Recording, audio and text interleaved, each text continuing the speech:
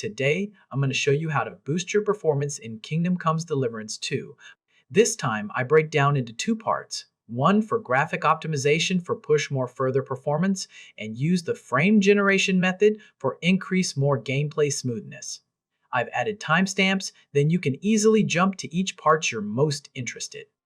However, I highly recommend following both sections. The optimized settings will help you push your performance further, while the frame generation part will add that extra layer of fluidity. Alright, now let's dive into the optimization part.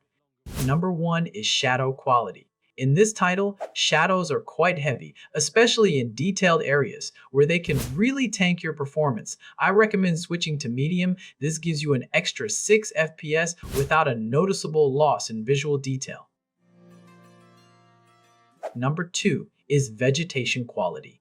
This setting has a high impact on performance, especially in dense forest areas. While using medium gives you a performance improvement, it can cause noticeable pop-in for grass and trees. So my advice is to stick with high settings to reduce this issue. Number 3 is shader quality. Shaders manage how light and materials interact, but at Ultra, they are extremely demanding. I recommend using medium for the best balance of visual fidelity and performance. The final setting is upscaling. This technology basically lets your PC render the game at a lower resolution to save power, then uses AI to rebuild the image so it looks sharp again. If you have an NVIDIA RTX graphic card, you can use DLSS. If you have an AMD graphic card, you can use FSR. But FSR is supported NVIDIA and AMD both GPUs, but DLSS Upscaler is limited for NVIDIA GPU users. Now, let's look at a comparison between native resolution, DLSS and FSR. In this game, I'm using DLSS 4.5 with the second generation transformer model. The reason for this is that with standard DLSS 4, I notice quite a bit of flickering on the trees and grass. DLSS 4.5 preset M delivers much better image quality even when using performance mode. Moving to FSR. Kingdom Come Deliverance 2 natively supports FSR 3.1 and the performance is good. The image quality can be quite blurry with noticeable flickering in the vegetation. DLSS 4.5 preset M model gives both better image clarity and stable performance. It's the setting I've decided to stick with. After these optimizations, I've seen a 30% improvement over the Ultra settings without losing any visual quality. If you're satisfied with this performance boost, you can stick with these settings and skip the next section. However, if you're still looking for more fluidity, we can move on to the frame generation method. Keep in mind that this part is a bit more advanced and carries some risks. First, you should never use mods like this in online or multiplayer modes, as it could result in an account ban. Additionally, this mod can occasionally cause the game to crash or fail to launch. I want to be very clear, if you decide to proceed, you are doing so at your own risk.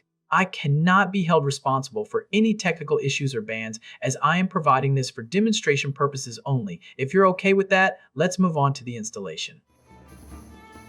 Kingdom Come Deliverance 2 doesn't natively support frame generation, but we can use the Optiscaler mod to unlock frame gen. I've put the download link in the pinned comment below. Once you've downloaded the zip file, open it with WinRAR or 7-zip. Next, navigate to your game's installation folder. Go to the bin folder, then Win64 Master Steam PGO folder. This is where we'll extract the mod. Simply select all the files from the zip and drag them into this folder. Now, find the install_window.bat file and double-click it to open the Optiscaler installer. Now, we're going to select DXGIs by typing 1 and hitting Enter. Next, it will ask for your GPU type. I'm using an NVIDIA card, so I'll select 2, but if you're on AMD, choose the first option. With the installation done, we need to configure frame gen settings. Open the Optiscaler.inis file. You'll want to change these two lines, set FG input to upscaler and FG outputs to XEFGs. Finally, use the Find tool in Notepad to search for FSR for updates.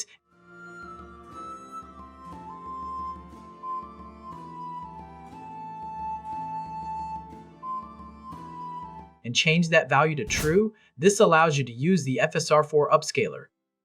Save the file, close it, and you're ready to launch the game. Alright, now let's configure the in-game graphics settings. Scroll down until you find Resolution Scaling. Change the technology to DLSS. Do not select FSR or any other option. Simply select DLSS, then choose your preferred upscale mode like Quality or Performance. Click Confirm and select Yes.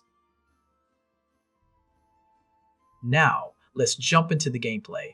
You can see my native frame rate is sitting at a solid 102 FPS. That's a great base frames for using frame generation. Go ahead and press Escapes to pause the game. I recommend doing this because when you open the Optiscaler menu during gameplay, your mouse and the in-game camera move at the same time. Pausing first is the best way to adjust your settings without any distractions. Next, press the Insert key on your keyboard.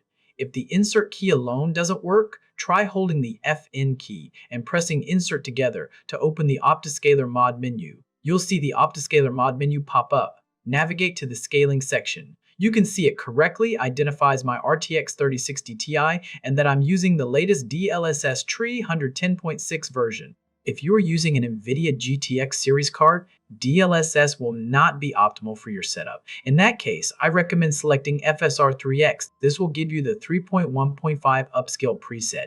It introduces a bit of blurriness, but the performance is better. Or you can try the XeSS upscaler. For this setup, I'm sticking with the DLSS preset.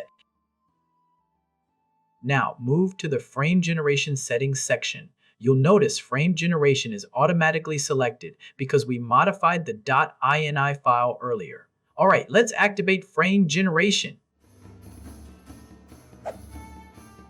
If you look closely, my native frame rate changed after applying Frame Generation. I'm now seeing closer to 170 FPS. When I close Optiscaler and re-enter gameplay, it drops slightly to 150 FPS. However, look closely at the Crosshair and UI. It's producing artifacts like flickering.